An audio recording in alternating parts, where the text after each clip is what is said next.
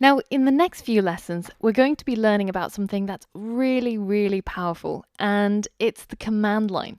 And a lot of people will tell you that you can only truly call yourself a developer if you know at least how to use the command line. Now, this depends on who you ask, but at the end of the day, it's a really, really powerful way of interacting with your computer without the need for a graphical user interface. And we're basically just issuing commands to the computer and getting it to do whatever it is that we want it to do. So in order to get started though, we're going to install the Hyper terminal. Now on a Mac, you already have a terminal application.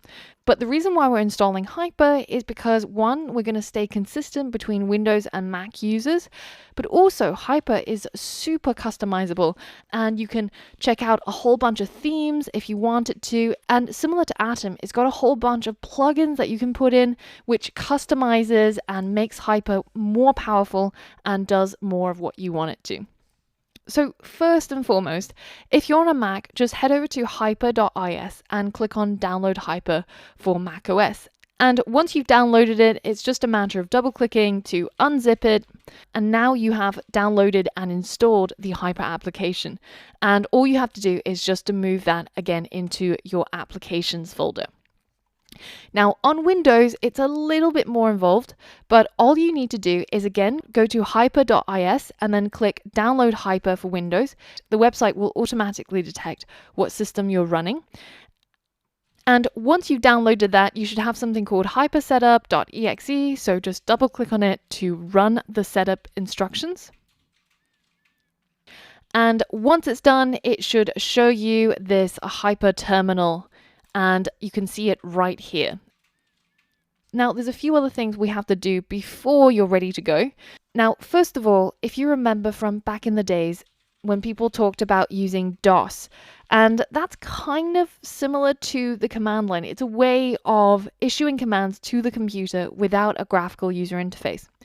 Now, the shell that we're going to be using with Hyper is called Bash, and Bash isn't by default installed on all Windows systems.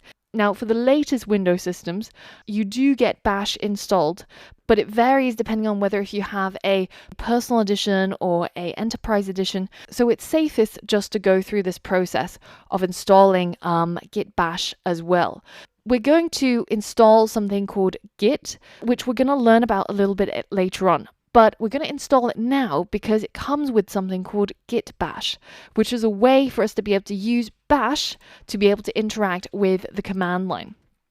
If you head over to git-scm.com, and by the way, all of the links that I'm mentioning are available, of course, again, on the course resources list, including where to download Git, as well as what we're going to show right now.